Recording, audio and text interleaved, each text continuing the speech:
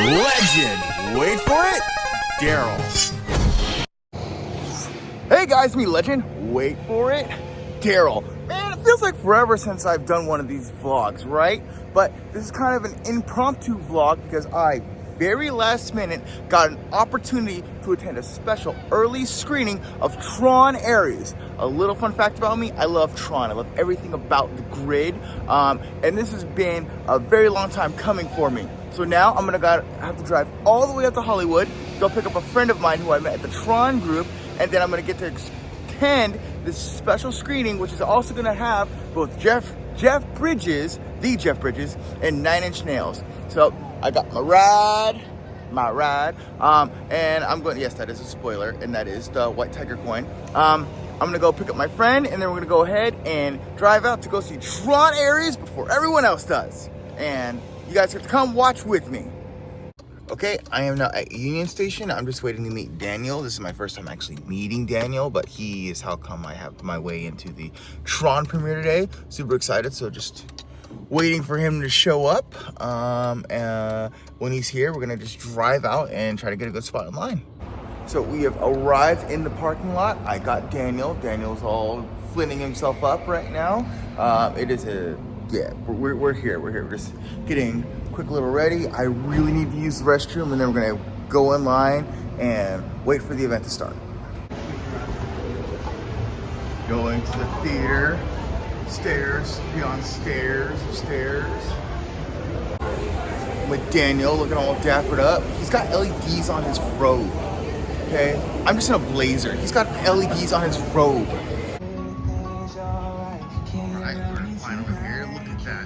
That's right, seeing it in IMAX. Ooh and ah. And then there's the line of some folks waiting for the event.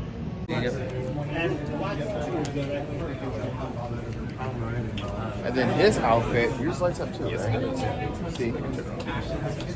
That's from Light Cycle Run all the way from Florida. Yeah, it's super sunny right here. And this is his identity. Yeah, so we're just waiting to go inside now.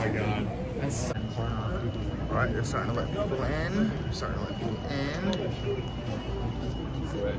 We're next, so it's fine so far. Guys, we're getting ready to go in. The line has only gotten exceedingly bigger. I'm very grateful I got here super mega early. Look at that line. Oh, he's handing us our super sexy wristbands to get into the event. We're practically there. For some reason, my camera's unfocused. Ooh, so tired. Right, got my ticket. Got my wristband. Inside the theater.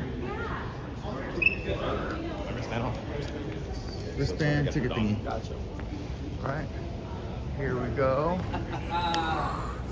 Light cycle's right over there.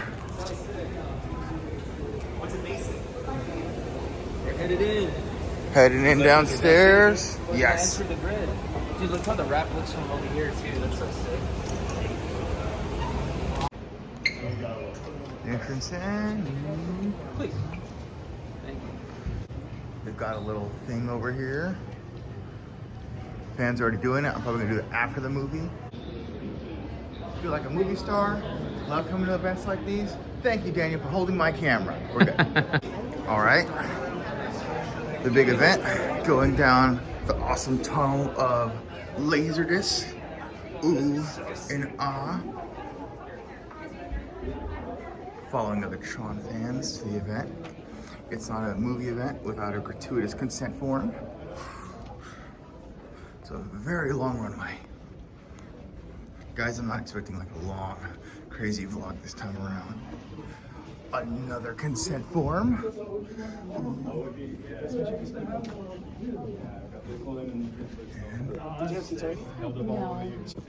Got my popcorn, my red vines, my drink.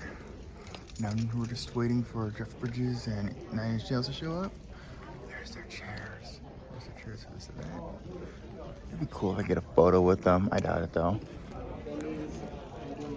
It'd be cool if I get a photo with them, but I don't have high hopes. But there's their chairs. Now we're just waiting for the film to start. I will not be filming any of the film, by the way. great film. Film just ended. Now we're just waiting for the actors to show up. It's crazy. They're getting ready for 9 Inch Nails and Jeff Bridges to show up. To be here today to introduce to you Trent Reznor, Atticus Ross, as well as the amazing Jeff Bridges. Come on down. That movie was amazing.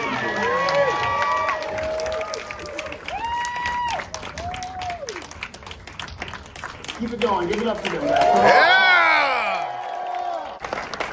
What a treat this is. I was just telling you backstage that Jeff Cronowith, who was the incredible cinematographer on this film, the way he played with aspect ratios, when you're in the grid, you're in 190, and you're in the real world 239, and they combine, there's just something beautiful about the images and how it's married to your music.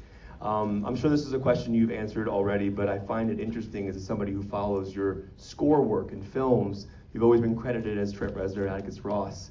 But now in this film, for the first time, I believe, you're credited as 9 Inch Nails. Can you speak about that decision, but also, do you see a difference between those two when you score as Trent and Atticus versus when you score as 9 Inch Nails?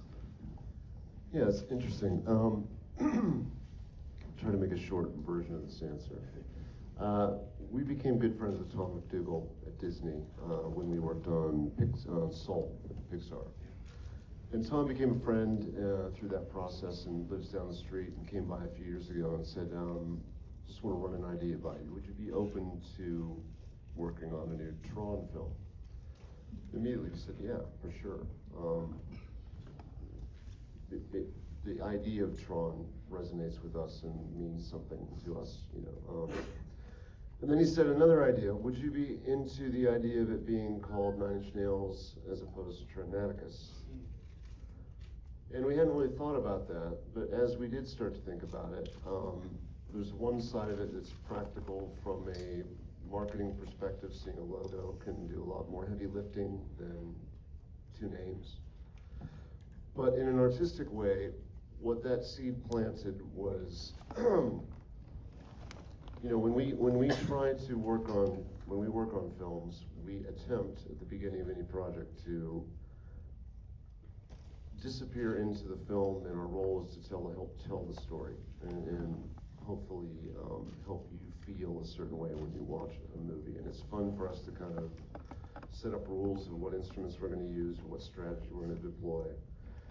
And when thinking of it through the lens of calling it 9 Inch Nails, it set up a certain, right from the start, feeling that meant we weren't going to completely disappear and become, there would be a more limited set of choices of how we would approach it.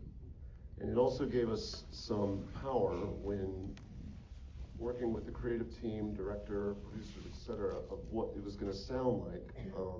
We wanted it to sound less like a typical score and more like for one, I didn't think it should be orchestral at all. I thought it should be all electronic, and particularly with the plot of this film, let's lean into it sounding synthetic, heavily synthetic at times.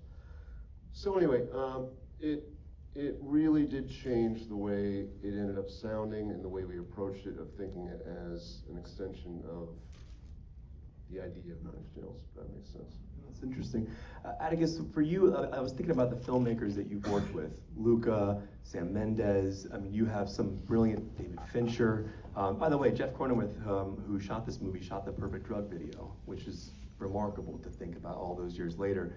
What is your process like with directors in terms of your narrative conversations? And because every director is different, Fincher's different, everybody, and I'm wondering how that process works as a composer, how it differs between different filmmakers. Well, I think it's always about, it starts with understanding the director's vision and embarking on a collaboration together to hopefully, whatever they've imagined in their heads, we can exceed that in terms of the storytelling that we can do with the music. In this particular case, because this sort of ties into what Trent was saying as well, I think calling it 9 Inch Nails and having similar discussions, I don't know how to quite phrase it. I think it's not exactly education, but we wanted to take some risks. There was a learning process in terms of, you know, an example I can give you is the light skimmer chase, which is one of my favorite sequences in the film. And that obviously goes vocal. All of that was deliberate. I know You Can Feel It plays, you know, which became the song on the album. When we first delivered it, they didn't put it in the film. It was too, I don't mean to be rude, because it was taking things in a radically different direction. You're a trans voice, yeah. Well, and also what may or may not have been attempted in there before, generally speaking across the whole film, this was so different. And we're at a point in the film where we thought we've earned the right for that kind of vocal to enter, especially set against that scene and, you know, two characters. The point I'm trying to make is the question that you're asking is something that reveals itself deeper and deeper over time, and I think that they came to trust us. You know, that scene that originally, I don't want to say freak people out, but whatever, that definitely became one of the ones that they're most proud of. We wore them down. You asked for 9-inch nails. That's what you get. Damn right. Mr. Bridges, the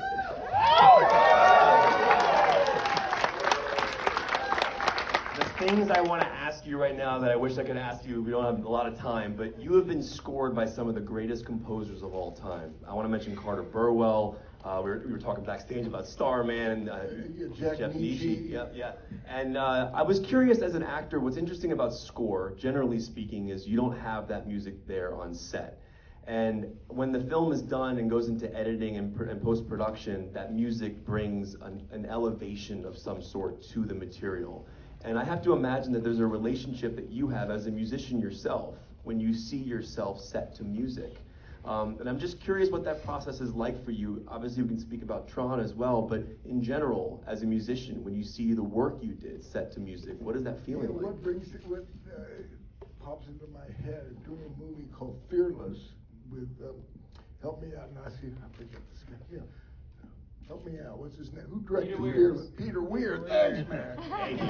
What Peter did, Peter scored our work days.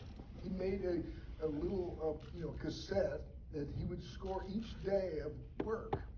So as we were working, the grips and the electricians, we were all into the same groove. We were hearing that music, and then we'd watch dailies. They don't do that probably much anymore, but they show you the work that we did yesterday, and he would score that. He would have his boombox there, and he would play. And then at the end of the movie, he gave everybody a cassette with all of that music that we listened to. So, music was just steep. And when I make a movie, I'll have my playlists, that I'll listen to in the trailer and so forth. Was that anywhere near your question? No, it is, but what's Kevin Flynn's playlist? Yeah. Like, what's a playlist that helps you get into his head? That was over 40 years ago, the first thing, but Wendy Carlos, who the guys used in this film too. What a great score that was. And gosh, so many things. As we do these interviews, it triggers different things. When we were doing the original Tron, Lisberger, who was his first film, Steven Lisberger, and the walls of the stage were coated with video games that you didn't have to pay for. And and I'd be on there, and my game was Battle Zone. Anybody know that game? And I was locked into it, man. And they said, "Come on, we gotta shoot." And I'm preparing, man. But that kind of music of all the Jack Nitzsche's score for Starman. Oh, Jack and Starman.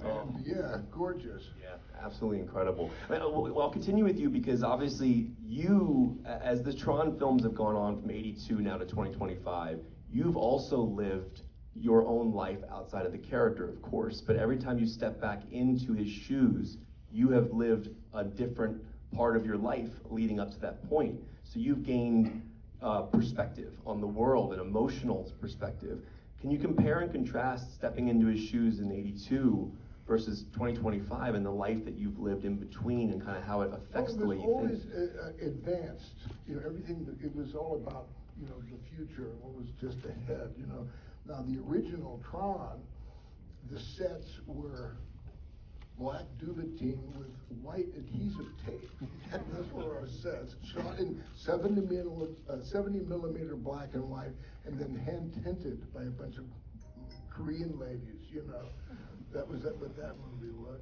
The next one, in Legacy, I got scanned, just like, he gets, zapped with the thing. I get scanned. That was the first time when they started to do that, So I'm now in the computer, and they can do with me what they will. And when I saw that, Legacy, I didn't like it. I thought it looked more like Bill Maher. But I said, that's all right, it's supposed to be a program, so that, But everything is, just a little bit. Now, I saw the film last night, and my gosh, the special effects, so strong and beautiful. So it's always that, newness. That was the general feeling on each of the films.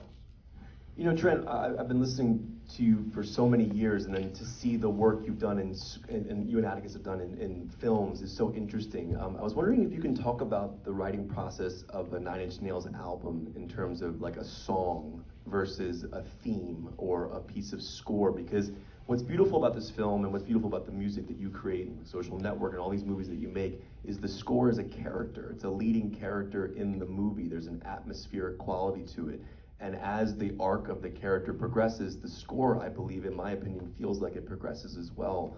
And with a song like a Nine Inch Nails album, it's also a story. It's also an arc. It has a beginning, middle, and end.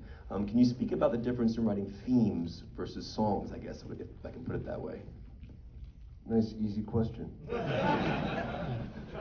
softball. No, when we were first approached by David Fincher many years ago for Social Network,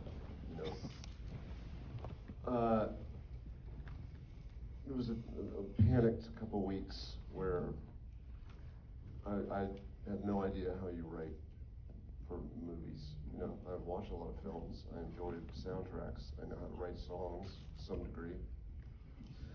But I didn't know I wasn't sure how to approach it, and we didn't go to school for that, we didn't train for that, and we didn't want to screw up his film, which we got talked into saying yes to, And it really came down to trusting our own instincts and thinking about it like, if I were to write a song, I would be telling a story that I know what I wanted to say. Lyrics play a role, music can support that and play to it or play against it, or it might add tension or not, but my end result is I want you to feel a certain way. I want you to feel goosebumps and be sucked into this feeling I'm trying to convey through the song. This is what I'm thinking about. And, I remember with Social Network, I didn't know how to write a scene of someone turning a corner, walking through a campus that lasts 23 seconds. But I knew what it felt like to be that character that felt, in the case of Zuckerberg's character in that film, believed in something that felt passionate about, realized he might have gone too far and it cost him a lot of things, but felt like it was a noble pursuit, but at the end feeling hollow and may have screwed people over. I know those feelings, And I think kind of substituting what lyrics would play, substituting that in for a scene and a score, and really, the core of what I'm saying is focusing on the emotional content of how should you feel hearing the song? How does the director want you to feel? What story is he telling? How can we contribute emotionally to that? that became a kind of very instinctual recipe we followed on everything, including this film. There was a lot of thought on Tron Ares about what came before, you know, what Wendy Carlos did, what Daft Punk did, what feels like Tron. Why do I, earlier I said Tron means something to us. What is that? Is it that we loved those movies in particular, or was it the feeling of Tron? Like, I think for me it was also being in arcades in 1982 or 3, and that video game next to Battlezone was the Tron game, you know, that was, it felt like the future, you know, it felt like the possibility, the possible menace of AI, etc. You know, we thought a lot about where this film sits in that. We thought a lot about the emotional read of the story that's being told and try to hone in on that long-winded answer. No, I think it's a natural progression that you guys made into movies, because I always found your music to be cinematic as a kid. I would listen to your music and I would feel stories, I would feel feelings. And there's that great moment in the film where Jared Leto's character is trying to describe Depeche Mode, and essentially he runs out of words, and he's like, it's just a feeling. Atticus, for you, do you know, what's the first song that comes to mind to you that you heard that made you feel that way, or an artist that made you feel that way that you couldn't describe what it felt like? I know the first song that I could sing the lyrics to was Chuck Berry's My Ding-a-Ling. It was on family jukebox as a toddler. Maybe inappropriate, but you asked. I don't know if it made me how it fit. It transported me in one way or another. I appreciate it. Anyway, going back to Tron, what I would say is to pick up on what Trent was saying as well, was that the other thing we spend a lot of time on, because I think sometimes people can say, well, you know, the score's a banger and the score's a this and a that, and you know, there's a tragic element that I think that we play to, and there's an architecture with the score that we spent an incredible amount of time trying to put together. Just in terms of, like, sometimes I feel like electronic music, and this could just be my paranoia or whatever, it can be dismissed as somehow non-thematic. But this is a score that is very much based in themes. Even if those themes aren't an orchestra blasting necessarily, it could be a sonic motif or whatever it might be. You can follow the strands of what we've done, I think, through from the very first scene to the end, and it makes sense in a way that I think gives another layer of understanding to the film, or at least our understanding of what the film is trying to say. It's interesting you bring that up, because the hair on my arm stood up at the moment when the main Ares theme hits, as he looks up and he has his hero moment right towards the end of the film when he's in the street, and you hit that main theme and he looks up and, like, that's it, you've been building toward that the entire time, and it hits, even if it's subconscious for the audience. Jeff, Mr. Bridges, you know, obviously I've spoke about you being a musician, and I answered that question after you talked to these guys about the first. When Yeah. you said that, I'm like, oh. Yes, I would love for your answer for that. Yeah, my brother Bo's 9 years older than I am, so coming out of his music was all the Gray, or you know, Chuck Berry, all that. So Wake Up Little Susie, you know, Everly Brothers, and then I remember sitting in bed and listening. Everybody must get stoned. Yeah. That's all right. But I just wanted to share. Oh yeah, I said, what is this? Oh yeah. Dylan. How were you guys affected by Dylan? Do you have any? What's your relationship with Dylan?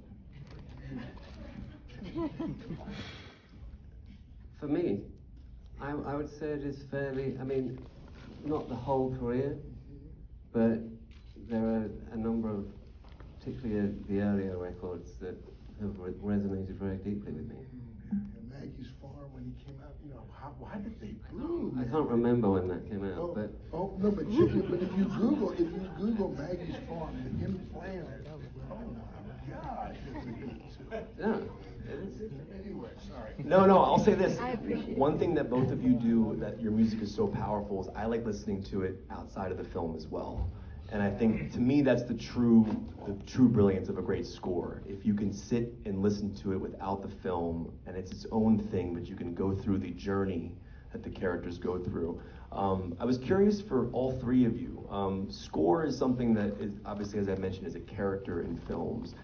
It's the leading character, I would argue, in this film. It's part of the DNA of the movie. Do you remember the first time each of you understood the importance of score in a film? Was there a movie that you saw and you were like, I get it. I get why music and visual are so, like you look at 2001 and things like that, like Kubrick. Like, I'm just curious if you have one for each of you. You know, having been asked a variation of that question over time, you start to land on certain things, you know, Jaws, Taxi Driver. Picture that film without that score, doesn't feel the same. And that wouldn't be the score I would think to put on that film, Taxi Driver, but it feels so, just makes the film feel wider and cooler. Halloween, John Carpenter, you know, hugely influential. John Carpenter directed Starman. That's right. Atticus, for you? I mean, very, very similar. I can't really, I mean, obviously I can talk about Blade Runner or Midnight Express or whatever it might be, but the film that I really remember the music was being taken to Jaws too young, and how terrible I was. And understanding in the cinema, and it actually was a man's Chinese, that what I'm being scared by isn't just the picture. There's a combination going on of the music and the picture that is terrifying me. Power of two notes. I mean, it's kind of incredible. Mr. Bridges, for you, do you remember? Yeah, what popped into my head was A Man and a Woman. Anybody remember that? Any of you old guys remember that tune? Remember that tune? And that was originally a commercial, I think, that they spread out into a movie, but that popped into my head. And then also David Mansfield's score to Heaven's Gate. You know, all that traditional stuff that he turned into a beautiful score. It was what pops into my mind. What I was trying to ask earlier, because you're a musician, I think the way you speak your dialogue feels like music to me. There's something about, there's a rhythm to it that's really interesting. There is a group called the Surskis. Do you know these guys? They came up with a wild notion, because we speak musically, right? I mean, there's that. So this guy had this idea to take messages on his answering machine and very strictly put music to it. And it works beautifully. My favorite one is something like, Sister, it's called Sister. Sister, remember the time I had to go pee so bad and I peed in the car? That's what it's like right now. But the music to it, and we speak in musical terms, you know. And it's interesting studying lines like, what is the music here? You know, and the pauses, but there's music all over the place. Bowski speaks musically, man. Yeah. He does. He Big just time. does. I'll end on this because what I love about watching this film was the sound design mixed in with the score, the sound effects and everything, which is cool because there's like this one moment where like the tick of a timing on the arm matches the beat of your music. And I was like, that's really cool. And I wondered if you could each speak on the idea of understanding the world that you're playing the music for, the sound effects that will be there, accompanying the music that you're doing, because you have the crashing and the blowing up and all these things that play into it. How aware are you as composers that those are going to be placed around your music?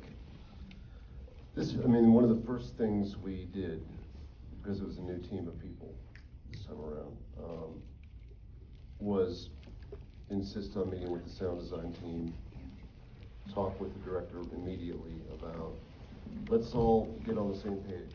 Let's start on the same page, and let's treat it like everyone's hearing it with ears. Everything comes out of speakers into our ears. Let's not split score into one thing and sound effects over here, because often what will happen, we've learned, is after you've worked on something for, in this case, a year and a half, soundstage to mix it, and there's a battle takes place between the sound design team and us. And everybody's trying to push the fader up. And to avoid that, we encourage working in concert and sharing information. And as they deliver new sound effects, we're keeping them up to speed with the score. There's discussions about what key we're working in, because a lot of times the tuning of sound effects can be complementary and feel like music, or feel like it's not rubbing necessarily. And this was it wasn't without its moments of friction, but it was two teams. Once we kind of felt each other out and got on the same page, there really was a very collaborative exchange that led to results you saw. Yeah, and that continued through to the mix. So at the end, we spend a lot of time on the mix working specifically to your question, furthering what said. So stuff would be taken out or put in, adjustments would be made. Ron Bartlett was the guy who was mixing, but I think it's Tormod and his team were doing the sound effects. And, you know, it wasn't just like, I mean, part of it was us saying, why don't we take the music out here? Why don't sound effects lead this section? Much like maybe music should lead this. In this one, they're in harmony, concert, bouncing around it. Because there's a lot of music in the film. It's wall to wall. And so like Attica said, there was, hey, why don't you guys lead on this section? You know, so we can have a vacation or take some time off. I think it's always fascinating when you watch movies that have minimal score, like No Country for Old Men has no score, essentially, and it's still effective. All right, they're giving me the wrap. I had 30 questions to ask you guys. I wish we could go longer. Mr. Bridges, Mr. Ross, Mr. Resner, this has been an absolute honor. Congratulations on the film. Early screenings start tomorrow. The film officially opens Friday with Thursday showings as well. Tell all your friends about it, and you can get your new album on vinyl right now, right? We can get the new album with the soundtrack as well, so make sure you check it out. This has been an honor. There it is, right there. Hell yes! Here we go. There we go. Thank you guys for being here. I really appreciate it.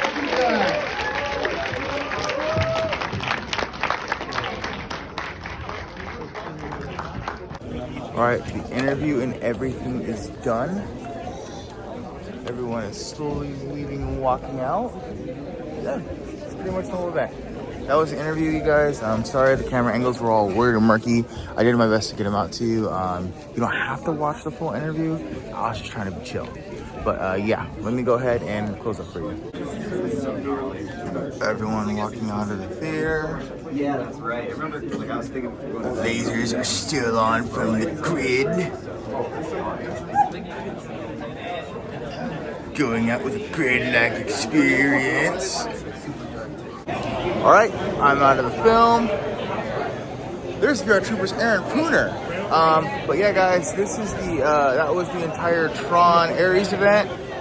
People are walking around, getting their final photos, saying their goodbyes, and getting snacks. So I hope you, by the time I put this out, the film will have already been out. But did you enjoy Tron Ares? Are you looking forward to another one if they were to make it? Comment below, let me know. This is a really weird impromptu vlog. Making more of those lately, but I hope you guys enjoyed it. Please have a super mega day. Always stay classy and make sure to like, share, and subscribe because I'm nothing about you guys. Again, kind of all over this vlog, but I really love Tron. I've loved Tron for a long time. You guys have a super mega day, and as always, stay classy. Yeah, I said that twice. End of line.